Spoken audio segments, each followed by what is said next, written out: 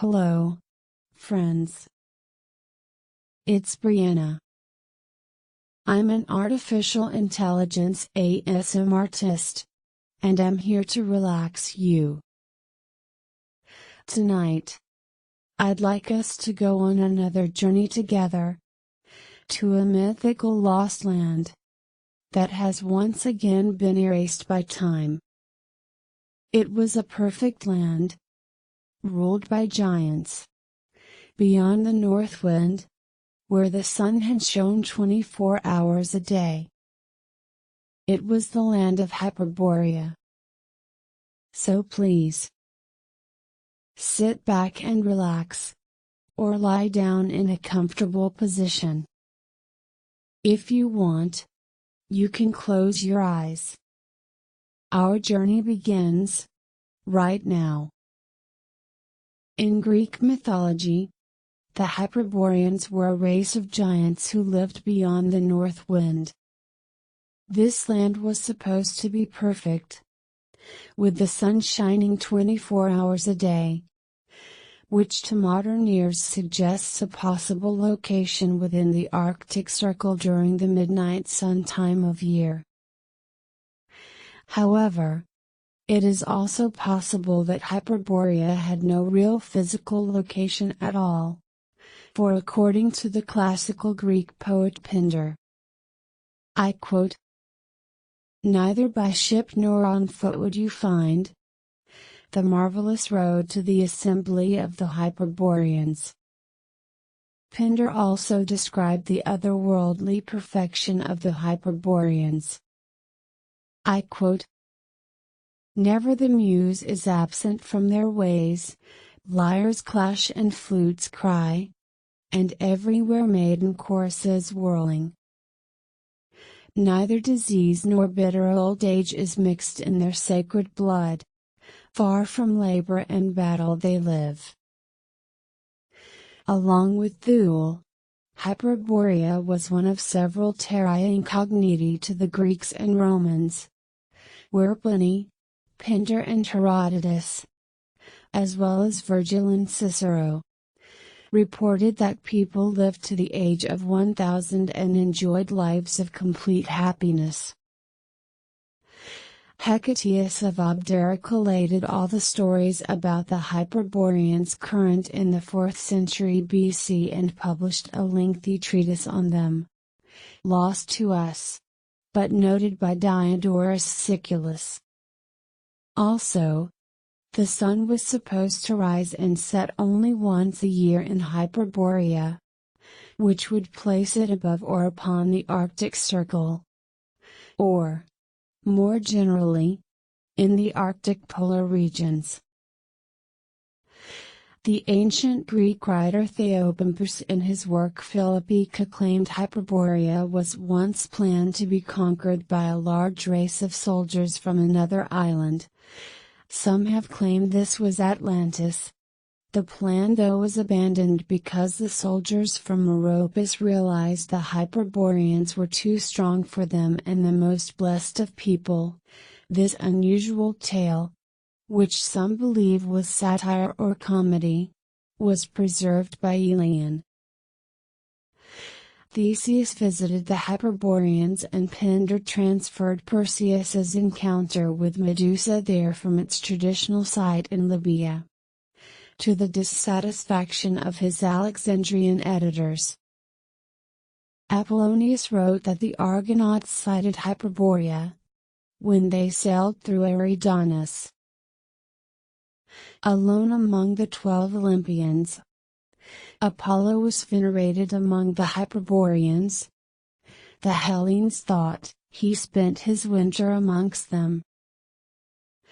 According to Herodotus, offerings from the Hyperboreans came to Scythia packed with straw, and they were passed from tribe to tribe until they arrived at Dodona and from them to other Greek peoples until they came to Apollo's temple on Delos.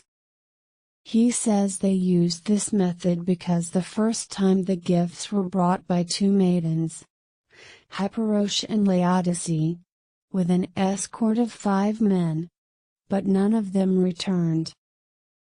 To prevent that, since then the Hyperboreans brought the gifts to their borders and asked their neighbors to deliver them to the next country and so on until they arrived to Delos.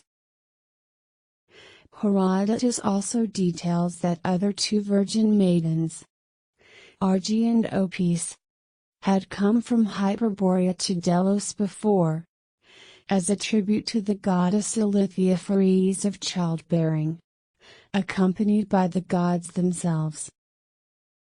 The maidens received honors in Delos, where the women collected gifts from them and sang hymns to them.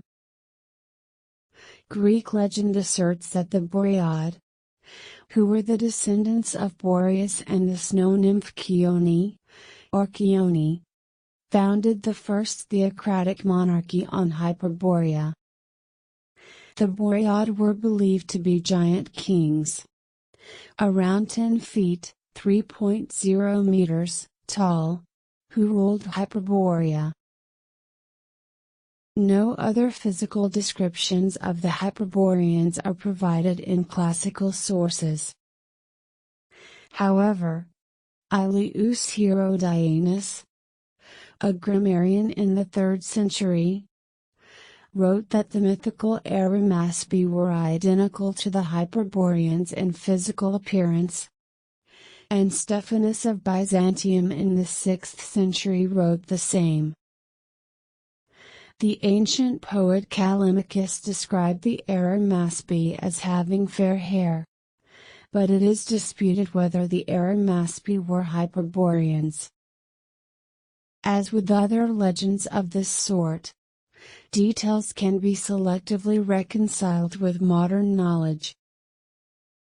Above the Arctic Circle, from the spring equinox to the autumnal equinox, depending on latitude, the sun can shine for 24 hours a day. At the extreme, that is, the pole, it rises and sets only once a year, possibly leading to the erroneous conclusion that a day for such persons is a year long, and therefore that living 1,000 days would be the same as living 1,000 years.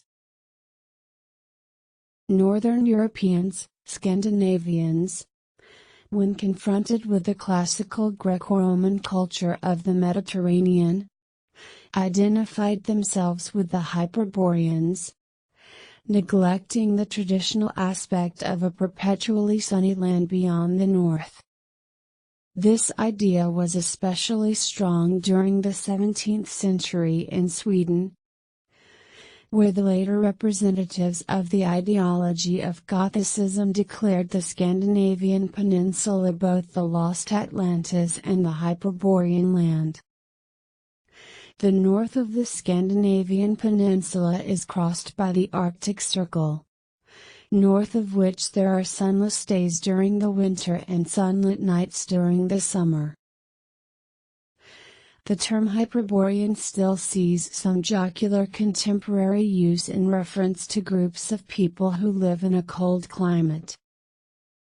Under the Library of Congress classification system, the letter subclass PM includes Hyperborean languages, a catch-all category that refers to all the linguistically unrelated languages of peoples living in Arctic regions, such as the Inuit.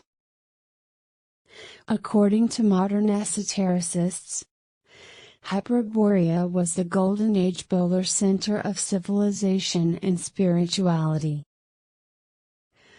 Mankind does not rise from the ape, but progressively devolves into the ape-like condition as it strays physically and spiritually from its mystical otherworldly homeland in the far north, succumbing to the demonic energies of the South Pole, the greatest point of materialization. Robert Charroux first related the Hyperboreans to an ancient astronaut race of, quote, reputedly very large, very white people who had chosen the least warm area on the Earth because it corresponded more closely to their own climate on the planet from which they originated. Well, I hope you've enjoyed our recent travels to forgotten lands. Places that have been lost in the great and mysterious expanse of time. It's been enjoyable, as always, to spend time with you this evening. My dear friend, please visit me here again, so we can go on more adventures together. And if you have any suggestions on how I can be more relaxing or human-like, please let me know in the comments. Until we meet again, I wish you many safe travels and many sweet dreams. Good night, friend.